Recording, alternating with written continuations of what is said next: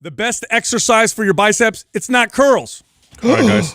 I know. Wait a minute. I know. Everybody's like, big biceps, got to do the Where curls. do we even go, from here? All right, I'm going to tell a story right now of when I really pieced this together. I had a gymnast that worked for me as a trainer years ago. This dude was about, 5'10", jacked, like incredible arms. Like, you ever seen like competitive gymnasts, male gymnasts in particular, female gymnasts too, but male gymnasts, they just have like these like amateur bodybuilding looking arms.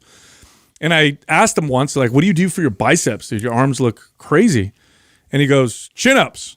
I'm like, that's a back exercise. He goes, no, it's a bicep exercise if you do it like this. And he jumps up on the bar, gets a curl grip, and rather than pulling his chest to the bar, he does this kind of like compound lift for his biceps.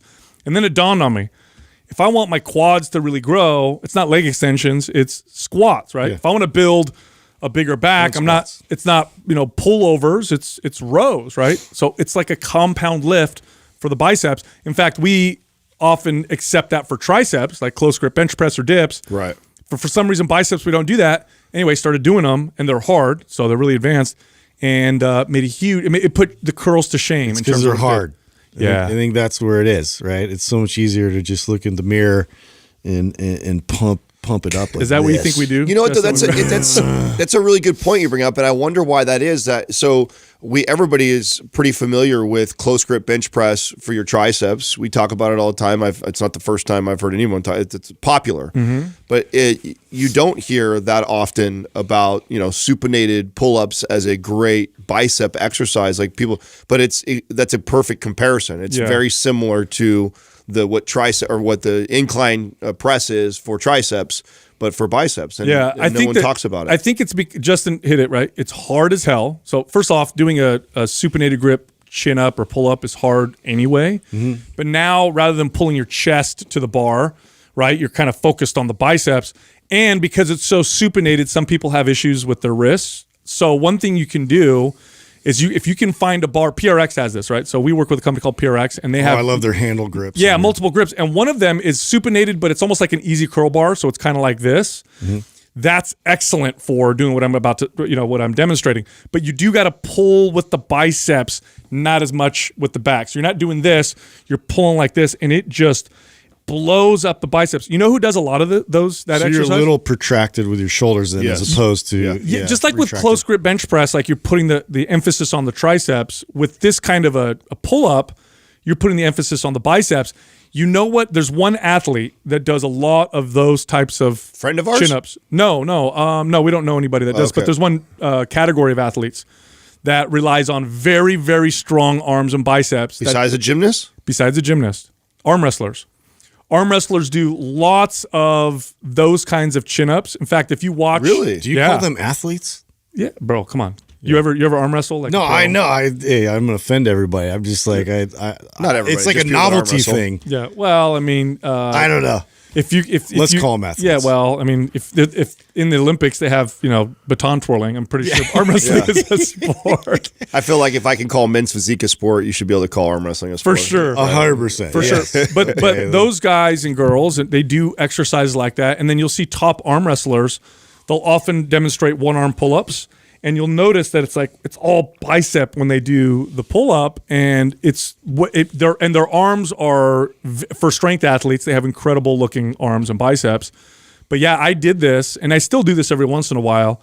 And there's no bicep exercise that I've done that will hit my arms the same way. No, I like that a lot. And in that elbow position too. There's not a lot of bicep exercises that emulate that either. That's another feature about that. So, yes, compound lift, heavy, hard, novel, all those things for sure. And then also, how many machines do you know where your elbow is positioned up by your ears? Not just that, it's up by your ears, and then as the exercise progresses, it now moves through this wild range of motion. Yeah. My elbow goes from behind by my head to in front of my body to my side, all within the same exercise. So what happens essentially is if you look at the bicep that's connected in 2 points, we're going to simplify. There's 2 heads, but let's just simplify, right? There's 2 points, and when it contracts, it brings them together. But what bicep curl exercises bring this part of the bicep closer to this one, right? So when I do this, it's the part that's pulling my lower arm up.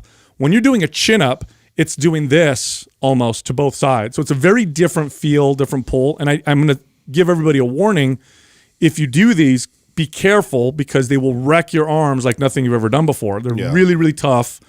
And the pump is absolutely insane, but it's a compound lift for the biceps. So you're probably right, Justin. That's probably why they are really hard because it's hard for people to do regular pull-ups. It's even harder when you're trying not to let the back involve. The back's the biggest part of that movement, and when you take it out and you try and use, I mean, it's going to be involved. Well, and plus you have so many cable machines and different like machines specifically geared for biceps because it's like a favorite muscle of people to work, and so you have all these other options that are like much easier to just get into. That's just something like you really have to. It's a lot more demanding to get to do something like that. Yeah, my tip would be if you've never tried this, is to assist it with a band first. So you can really concentrate on the form and hopefully get like 5 to 10 reps versus, struggling just to get 1 or 2. You can also make this a pumping exercise with a lat pull down bar. So you can use lighter weight, like you're going to do a lat pull down, grab that supinated grip, and then do what I said where you're focusing on the biceps on the way down. And because the weight's lighter, you can do more reps. You'll get a crazy pump. But it's a compound lift for the biceps. So I actually used to do lat pull down bar and bicep curls behind my head. So that was like an extra because again, trying to go after that elbow position. That's not a lot of machines, and you can't with gravity, right? You obviously do it with free weight stuff. So you have to find creative ways to target the bicep from that elbow position, and so that used to be an exercise that I love to do, which is the lat pull down bar behind the head. Sitting down, and then I'm curling to the back of my neck. That's a gnarly squeeze, by the way. It is. It's a very, very strange squeeze. You don't feel like with any other exercise. But again, if you examine, if we listed the top 1 or 2 exercises per body part in terms of just sheer muscle and strength building, effectiveness. And I want to be clear, all exercises have value if applied appropriately. This includes isolation exercises, correctional exercises, and compound lifts. But if you were to list the top 2 or 3, like just muscle building movements for each body part, what you'll see are compound lifts. Like the number 1 shoulder builder is going to be a press, right? The number 1 chest builder is a horizontal press. The number 1 back exercise, a row or a pull down or a pull up. Yeah, they just skipped right over biceps. I think that is really interesting. Yeah, that we've associated even triceps, like you said, with like dips, and you can do things where you're doing a compound lift, but biceps just seems like there isn't anything for it. And I think if people did it and then started to understand how to feel it, because once you do it, it's going to feel kind of weird at first, especially if you've always done pull-ups a particular way. It's like a different kind of pulling yourself up. And again, the risk of injury is high because the tension's high and you might not have the technique or form. So I think what you gave was great advice, Adam, to start light with assistance or even, like I said, with a lat pull-down bar. But once you get into the groove of it and feel it, you'll be like, what the hell? I've been missing out on such an effective bicep exercise. You could also use the tips that we've given around isometrics to help you figure this out too, right? So I'd get a band underneath there, have somebody do an isometric hold at the bottom, thinking about squeezing and flexing bicep, and then another one where you're all the way to the top, squeezing and focusing on there. Oh, like you're just holding yourself above the bar? Exactly. Just holding yourself at the top and holding yourself at the bottom will help you engage the biceps more when you try and practice a movement like that you're not used to. This is one of the other great values of isometrics is when you're trying to do an exercise that traditionally isn't for that specific muscle group, doing an isometric contraction for the muscle you do want to work in that will help you connect. They're just good for familiarizing yourself with that contraction, that movement, and what you're trying to produce out of it. It's funny. I've been going through studies on isometrics. Funny you bring this up, right? And the studies show that there's obviously when you work out, use resistance, the goals typically are strength and muscle building. Isometrics, the muscle building effect you get from them, now it's shorter lived, but the initial muscle gain and strength gain is actually faster than you get from traditional lifting. So what happens when you incorporate isometrics is you get this very steep and dramatic rise in muscle and strength. Now it starts to plateau if you don't incorporate traditional exercises, which is why it's my belief that isometrics are best used to supplement traditional resistance training.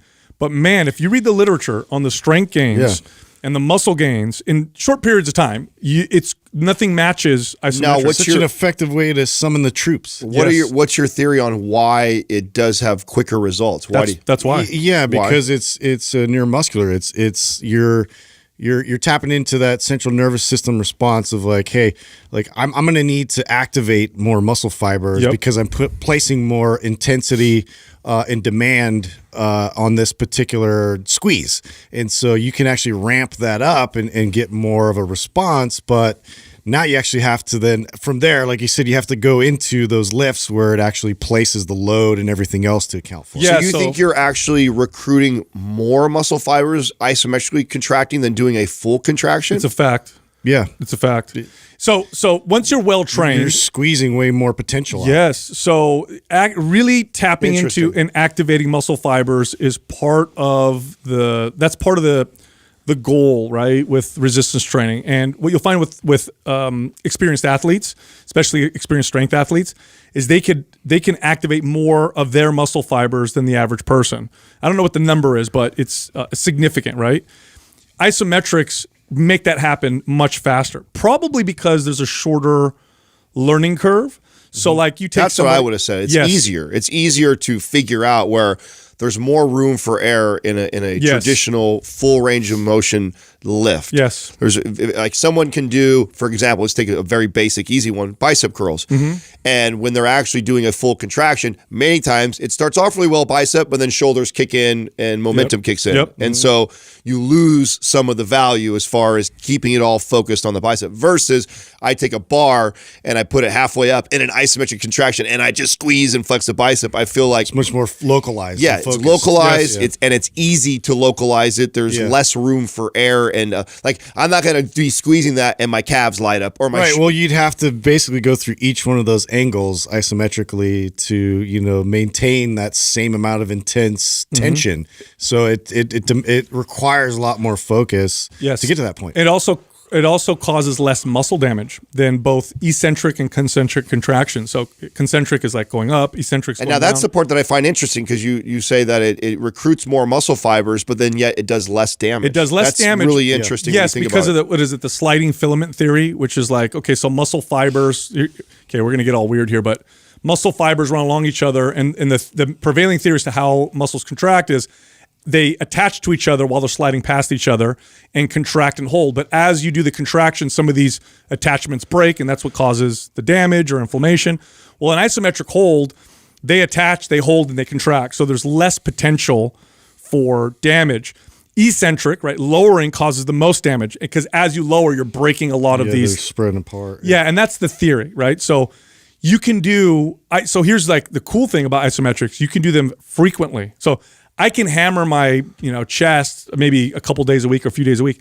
I could do isometrics every day at my level, right? So a beginner maybe less, but it's less damage, which is cool because you can ramp up volume without worrying so much about overtraining. So whatever routine you're doing, you may think, I want to add a little bit. Isometrics is a great way to do it. In fact, isometrics is one of those lost arts of resistance training. It was so heavily favored at the turn of the 19th century, the strongmen and all those guys, Eugene Sandow and all those, strongmen and women that did just incredible feats of strength. Isometrics was a staple in their training. That also highlights why things like kin stretch are so much better than just traditional yoga. Right? So both of them are taking you in these stretched positions, but kin stretch includes the isometric contraction in there where you're really intensifying. So you're building muscle in that new range of motion that you normally it's about being strong in those poses. Right. You're not just stretching into that position and relaxing and holding that position. You're actually isometrically contracting in there. So you're recruiting all these extra muscle fibers and actually building some strength in that newfound range of motion. You know who's a huge fan of isometrics? I've said this before. Bruce Lee. Bruce Lee did resistance training. He was one of the first martial artists to do it. In fact, he worked with bodybuilders at the time and to develop his physique and everything too. Because he noticed that the story goes that this is legend, but I don't know if it's true. He wrote this himself, but he says that he got into a fight, he won, but then he was so surprised at how fatigued he was and how weak his body felt at the end. So he said, I need to do more physical conditioning. Well, resistance training became a part of it. And obviously Bruce Lee, not a big guy, but at the time, probably one of the most muscular people on screen, actually inspired a lot of pro bodybuilders to become bodybuilders. I know Flex Wheeler talked about Bruce Lee being one, does that lat spread in the beginning when he's kind of warming up to fight or whatever.